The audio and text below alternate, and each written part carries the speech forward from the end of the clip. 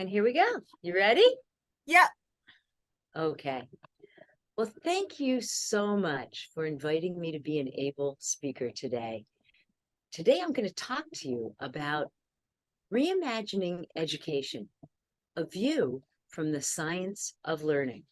And I am thrilled to tell you that our new book, Making Schools Work, just came out and shows you how this not only works theoretically, but in real classrooms with real teachers and real administrators.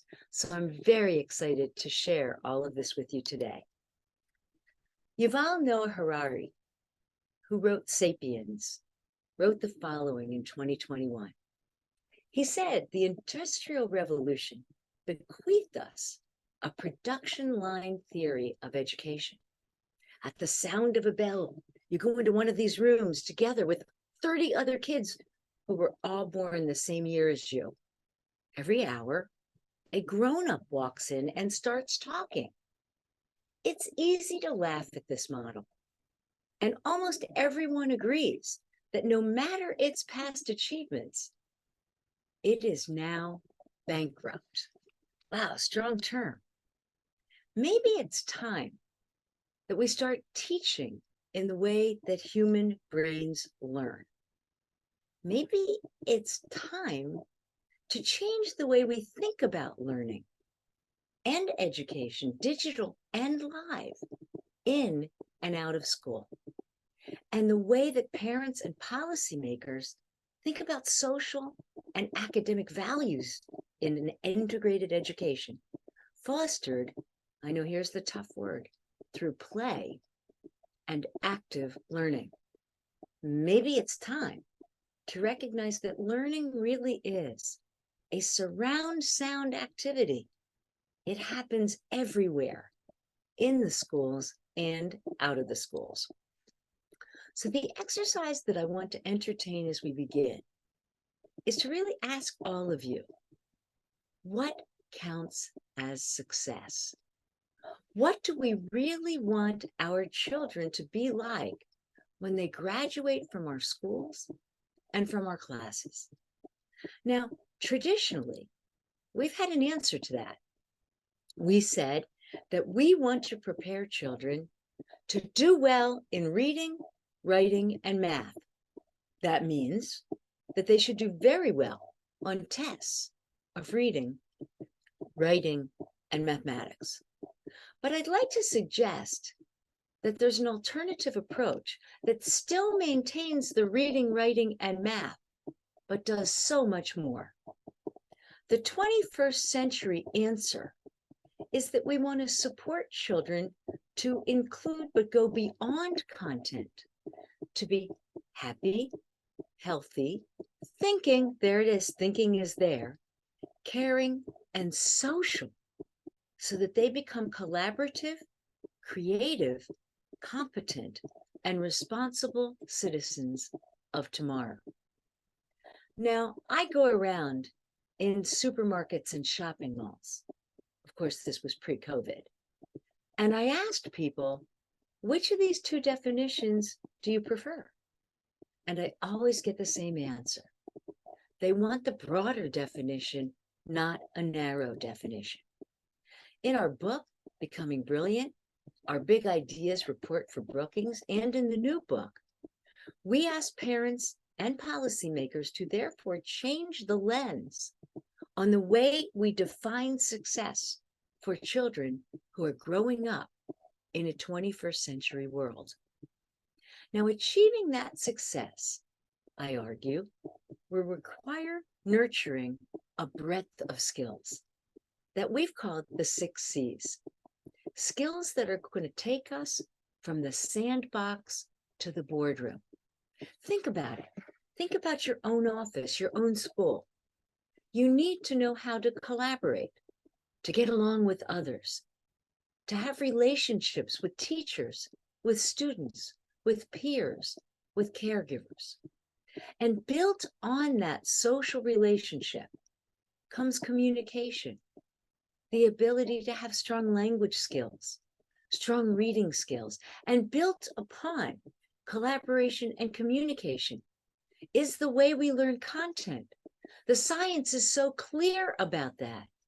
You cannot learn your content, reading or math, if you don't have strong communication skills and if you don't have strong collaboration skills.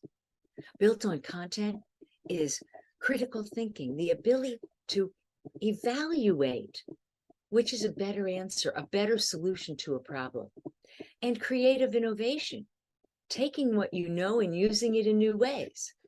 And finally, confidence.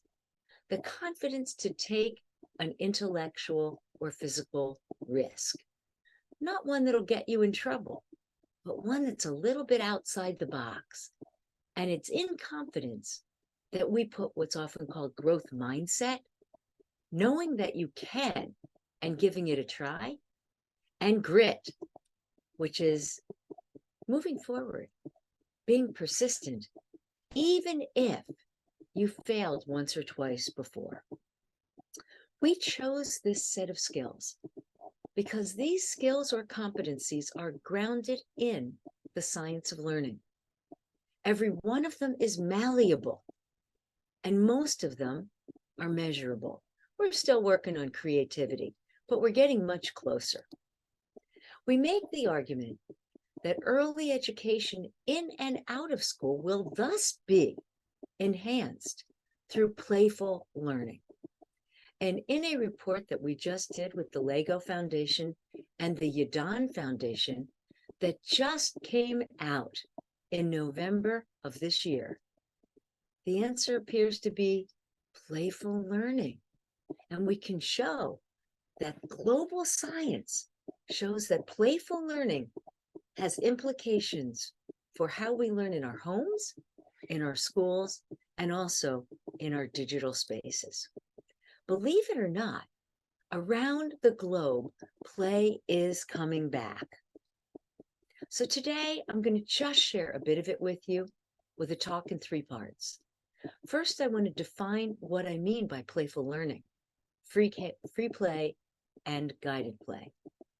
Then I want to talk to you about the science of playful learning and to just give you a little taste of what the research says about play and social learning, the all-important executive function skills, or EF skills, and play and cognition. I want to talk to you about what we can do to foster play for school readiness, our equation, and show you how it can be used in schools and out in the communities. So let's start by defining play, free play, and guided play. This new approach that we're taking is really rather odd. It's almost rogue in science, because instead of asking the question, what don't we know and how do we fill the gap, my colleague Roberta Golenkoff and I decided to look across the entire literature to ask, with 40 years of science behind us, what do we know about how human brains learn? And we distilled a suite of principles about learning. Yes, we define playful learning as the how. How do children learn? Well, children learn when they're active, not when they're passive. Minds on, not when they're couch potatoes. They learn when something's engaging, not when it's distracting. So many of our video games are so distracting that they take the child off course rather than staying on course and focused. They learn when it's meaningful, not when it's disconnected. They learn better in social environments, with peers and with teachers with whom they have those relationships. They learn better when it's iterative and they can hypothesis test or explore the problem and solutions to the problem. They learn best when it is joyful, not when it is boring. Guided play also adds to this suite of skills a clear learning goal. But to get to that goal, we either have created a well-curated, planned environment, as you might see in the Children's Museum that you see in the picture above, or by adults enhancing the learning and exploring by being a kind of guide on the side who doesn't direct them, with what to do, but asks the next question so that the children can discover the learning on their own. One way of looking at this is by creating a 2x2. You can have learning that is initiated by an adult or a child, and then learning that is directed by the child or the adult. Let's look at what we mean by that. In free play, a child might decide she wants to build a fort out of pillows on the bed. Then she goes and directs her own play in that space. That's called free play. But you could have a classroom or a museum or something like a Montessori area where the adult gives us well-curated activities to do. But in those activities, the child is the agent of his or her own behavior. The child is the one who's guiding the learning, even though the adult has curated the environment to make it more likely than not that the kid will discover what you want them to discover. When the child initiates and the adult comes in and takes over, that's what we call co-opted play. Sometimes what we've often called helicopter parents and teachers do that to children. They're there playing a game by themselves, and we come in and we impose our rules on it, co-opted play. And finally, there's what we're most used to in schools, learning that is initiated by an adult and directed by the adult. And we call that direct instruction. A recent paper that we wrote suggested that play might lie on a spectrum from free play all the way to direct instruction, but that the sweet spot for learning might be in guided play, where the children can make their own discoveries.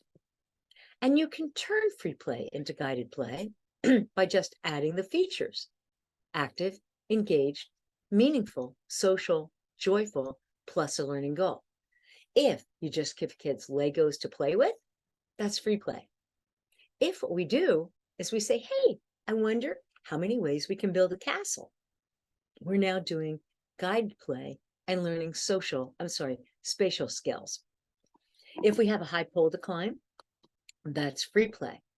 But if we add notches to the pole so the child knows that he's climbing 1 or 2 or 3 feet high, all of a sudden that child is comparing how far he went and how far the next person went, and they're doing mathematics. So you can build guided play into just about anything. And research suggests that this kind of playful learning enhances social regulation, that's collaboration, language and literacy, content, communication, STEM, and hypothesis testing. And we also have some recent data suggesting that it works as well on creativity. So let's look at some of the data. This is going to be a drive-by, but it'll give you the sense of what has been accumulated in the last few years. Play and social regulation, those all important executive function skills for impulse and emotion control, self-guidance of thought, planning, self-reliance, and socially responsible behavior. Megan McClellan, who's at the University of Oregon, created a whole book around the games that you can play to build executive function skills. She called it Stop, Think, and Act. Imagine if you're together with your classroom and you're conducting an orchestra. When you conduct that orchestra and each child comes in at the right beat, that child is learning collaboration and communication, and yes, a little bit of rhythm and mathematics as well. We can do drum beats and drum circles, which many of us do in our classrooms, and that too is a way to teach rhythm, which is math, collaboration, and communication of listening skills. Now, there's some recent papers out that were very excited. This last one suggested that promoting executive function skills in preschoolers can use games like card sorts, lips and ears, where one person is the listener and one person's the speaker, block building, musical freeze, red light, green light, and believe it or not, Simon Says is an executive function game because you have to master your impulse control and not do touch my head if they didn't say Simon Says. Another paper that recently came out talked about parent provision of choice. That's that agency that I told you about, the active mindfulness. It turns out that when a child has more agency, that child learns better than when someone else is merely teaching them. Playful learning and cognitive skills are also well studied. We know that by telling stories, you're building narrative, which is a precursor to literacy. We know that when children do wordplay, they're practicing rhyming games, literacy, singing songs, what's called in our field dialogic reading, which means that you go beyond the covers of the book to have a conversation with the reader so that they can make it meaningful to them, active, engaged, meaningful, and social. Now, our current research with Dickinson and Roberta Gollenkoff, David Dickinson and Roberta Gollenkoff, asks how playful learning could increase vocabulary. The adult sits around in circle time and reads a book like The Knight and the Dragon. But too much circle time is not great for young kids. So we then buy a lot of toys and let the children play. And they play with the dragon and they play with the knight, either in free play, directed play, or guided play. And I will tell you that I thought that the best results were actually going to be in in free play. But I was totally wrong. It turned out, drum roll please, that the best results came in guided play and then in directed play. Children do better in post than in pre-conditions. Adult supported play is better than free play if you have a learning goal. Book reading and adult supported play was better than book reading plus flashcards. And the bottom line is when the adult is a coach, a guide at the side, the children learn better. In our very recent findings that we're just publishing now, we use different kinds of play activities, singing, large and small group games, drama games, and digital play. Our kids learned the vocabulary that we hoped they would learn, as well in play as they did in a straight reading condition. That means that playful learning works and actually motivates children so that they want to do more. Then we did block research to see if we might build better spatial language on, in, around, and through, and better math outcomes if children played with blocks. Indeed, when we play with blocks with young children, we increase the use of spatial terms to 6% from 3%. We talk more about space in certain of these situations, like guided play, than we do when it's just in free play. And that's important because we later on took that block building task and we asked how it related to later spatial ability and later math ability. On the right, you see what we call the test of spatial ability, or the TOSA. And it comes in two forms. It comes in the 2D form, where we just use color forms, and in the 3D forms, where we use duplex and Lego blocks. The question is this: can the kids who have better spatial ability do better on this test of spatial ability? And does their performance in the test of spatial ability correlate out or predict their later math ability? And the answer is, it sure does. It also supports, at the same time, critical thinking and creativity. Amazingly, some of our colleagues, Guan, Goodman, Spelke, and Schultz, came up with this very interesting toy. Now, it turns out this toy, which you can see they really made in the backyard, had three functions. If you press something, it would make a ding. If you would slide something, it might turn on a light. And I forget what the last function was. The question is this: if I tell a child, press the button and it will ding, and I don't tell them anything else, can they discover the other functions that the toy does? The answer is no, they don't. They keep pressing the button and they keep getting the ding.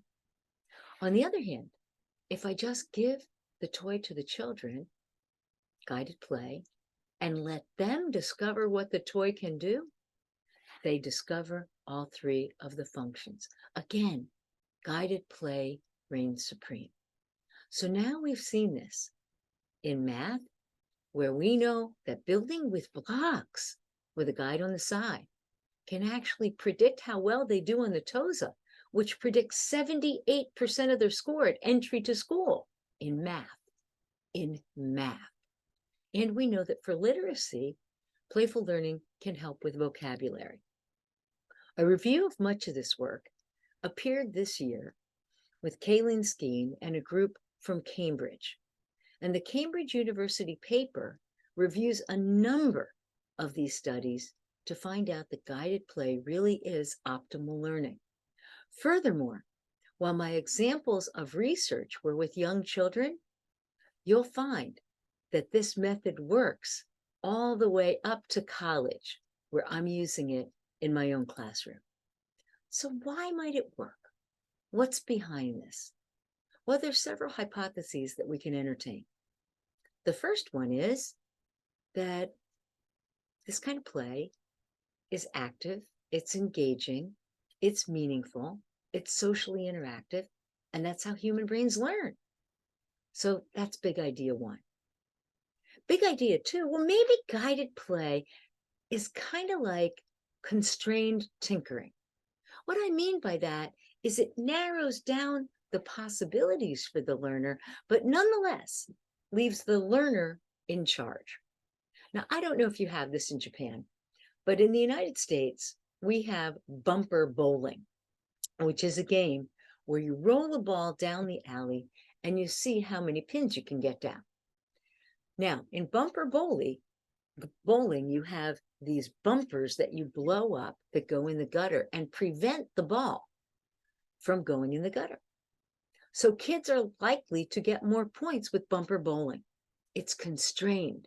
It helps the children get the pins down, but they still have to learn to throw the ball. So constrained tinkering, bumper bowling, all the same to say guided play would work. Big idea three. Well, maybe it just sets the stage for kids who then love learning. And if they love learning more and have a better disposition for learning and exploration and know it's okay, they'll learn more in the process. Big idea four. Wouldn't I always want to do something that's fun more than doing something that's not fun? That's not to say everything in school needs to be fun, but it does mean that we can make things more meaningful and more enjoyable, which then increases the motivation to want to do more. Big idea six. Big idea six is that play allows us to develop the suite of skills that we need to be school ready and life ready. Whether you are in an office setting or whether you are in a school, you've got to learn to work in teams, collaboration. That communication skills are going to be absolutely relevant. We have to learn content. We have to learn critical thinking. We must learn creative innovation. And we have to have the confidence to give it a whirl. So let's see how we're applying this in real schools and in the community.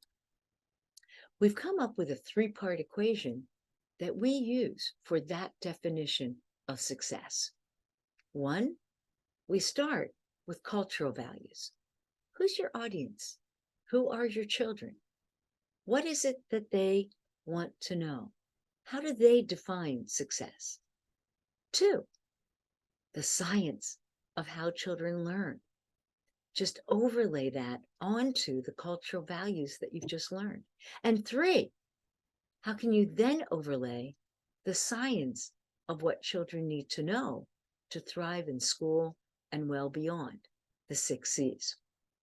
So we've been using that equation, and we find that when we do, it works beautifully for generating exciting educational experiences. Let me take you to how we're generating those values. I would like for us to create a community, to create something and have a descriptive word. Fun, silly, strong, well, upholding what value? Well, making sure people who are blank feel welcome and feel blank while being part of this school, while being part of this app, while being part of this landscape. What are the values that you get? Then add the science of how children learn to whatever it is. It can be basket weaving in some cultures. It can be a school environment in others. It can be doing math by understanding baseball statistics, but make sure it's active, engaging, meaningful, social, iterative, and joyful. And then the science of what, or the 6 Cs. As I said, we're using this equation to create a lot of different experiences in 3 sectors. So first, I take you to the classroom. What you will see is that ministries of education around the world are beginning to embrace a whole child pedagogy. In fact, the OECD has just announced that they're putting together a task force to study the very best whole child active learning pedagogies. Why? Because it's actually being put into the mission statements around the globe. Here we see one from the Ontario Ministry of Education in Canada, where they say they want a play-based environment that promotes the physical, social, emotional, and cognitive development of all children. And how about in Singapore? To achieve our mission, the Ministry of Education will provide our children with a balanced, well-rounded education to develop their full potential, to nurture them into lifelong learners and good citizens. Sounds like our view of success, does it not? So we pulled together a team of teachers, museum educators, administrators, and scientists. And we created a model of playful learning that could work in real schools. In the top is the way I think many, many schools still look today, maybe with a whiteboard now. Below is what we're trying to get to. Here, I take you to suburban school in Pennsylvania outside Philadelphia. These children tried a thematic-based approach to playful learning. On the left-hand side, you see that they're doing fairy tales. And in this particular fairy tale, it's Red Riding Hood. And Red Riding Hood is going off to her grandmother's. Wow. But then wait, we have the 3 little bears right in the middle of the Red Riding Hood story. What's going on here? The kids actually merged the 2 stories, and the vocabulary that was coming out was simply stunning. What we got at the end of this little experiment with thematic-based learning, the kids told me, by the way, that this was a new one. It was a mashup of the 2 stories. Well, we found that the kids were reading better than grade level. The kids increased their ability to do math. They had fewer referrals to occupational therapy, 79% fewer referrals for special education, and the teachers were happier. On the right, you see an example where the kids were really doing math. They were actually measuring heartbeats, and yes, they're pretending to be doctors. In a Michigan school that was a more under-resourced school, where most of the children in the school had Spanish as their native language, we decided to try the same thing. Could it work anywhere if we decided to use theme-based education and we decided to probe for the 6 Cs? Here too, playful learning in the outcomes promoted 21st century skills and also promoted gains in math and in reading on standardized tests. In Japan, we learned that the school Klantete has already put into practice the 6 C's with a theme base. Here, studying food. What they did is they mapped the 6 C's onto the standards that you use in Japan. And then they came up with ideas that would match onto it so that we could study whether the kids were getting each of the C's.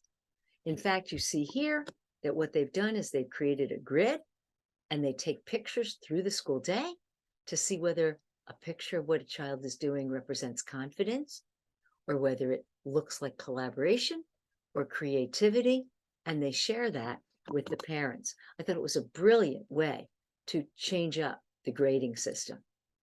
Across kindergartens in a state in the United States called New Hampshire. In New Hampshire, the state law now mandates that all kindergartners have to be in play-based learning. So we're running research there right now. What we know so far from the 30 teachers who we've studied is that the teachers are much happier than they've been doing play-based learning. We're also learning that they can do this with fidelity because we have a whole training program that uses play-based learning with the teacher's own curriculum. And we're finding that their view of the students is that the students are excelling in each of the 6 C's. Finally, let me take you to a global phenomenon, which is playful learning outside of the classroom. And this is called playful learning landscapes. Again, we start with a community-based, co-constructed design process. We engage the community, plan with the community, create something with the folks we're working with, and then we try it out. And if it works, great. And if it doesn't, we build and then evolve and start engaging again to make it even better. Tuning in to the Lego Play Conference, I thought I'd show you what it looks like. Here we had people from Mexico City, Bogota, Colombia, Dublin, Ireland, Cape Town, South Africa, and many more. We first asked them, what would you want to build if you could build something together? The community voice. They wanted to create something meaningful while upholding values of inclusivity, community. They wanted it to be intergenerational. They wanted people to feel safe and to feel creative. And then they said, let's do an alleyway, because this alleyway could be brightened up so it's safer. Let's go into public parks. Let's do cab pickup at the area at school. Anything is changeable once you think this way. And there is a strong research base now that's supporting this kind of work. Let me show you what it looks like and how you measure it. You measure it by observation, looking to see what happens in these spaces. Do people feel a sense of belonging in these spaces? And are they learning the precursors to the 6 C's and the content areas that we target? Well, let's look. Example 1, the ultimate block party. We went into Central Park in New York City with 28 science-inspired activities. The year was 2010. Over 10 million people were reached and 50,000 actually came to our event. The results showed that when we give people science-inspired activities, each with a learning goal, that parents come to see the relationship, as do school administrators, between play and learning. Here you see, for example, a master Lego builder. That master Lego builder is using all green blocks. Why? Well, if you have to use all green, then you only have spatial coordination. And as we said before, that spatial translates into later math skills. So yes, all green Lego blocks to build structures. And down here is our storyteller who was making figurines out of Crayola and out of Play-Doh. And she told us the stories after she made the characters. Emboldened by that, we went into supermarkets. And our supermarket study was simple. We went into an under-resourced area and put up signs. In fact, it was a very inexpensive study to do. The signs were silly. They had a cow and said, "Hi, I do milk." What else comes from milk and from a cow? And then the kids go on a hunt through the supermarket to find cottage cheese, cream cheese, regular cheese. When the signs were up, we got a 33% increase in the language and vocabulary that was used with children than when the signs were down. So when my colleague said, well, I wonder if it would work with math and number, she tried it, and yes, yet again, they got about a 30% increase when the signs were up from when the signs were down. Another Susan Newman said, well, maybe it would work in laundromats. I said, try it.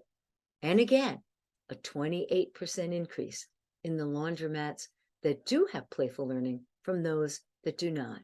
And most recently, Sue Hespos from Northwestern tried it with food pantries.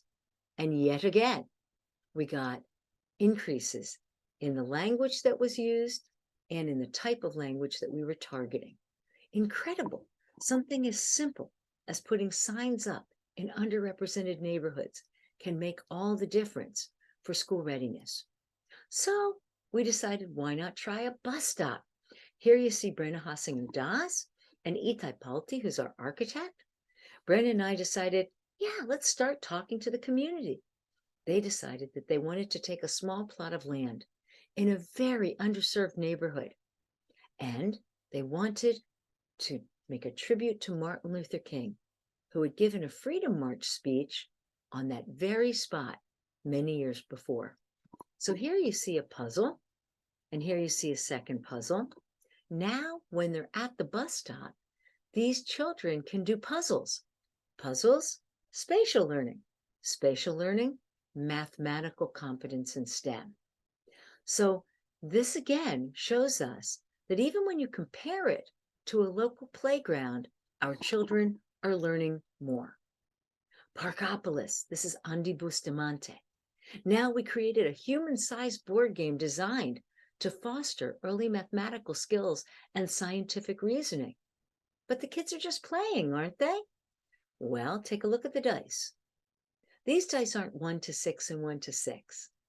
They're 1 to 6 and they're fractions.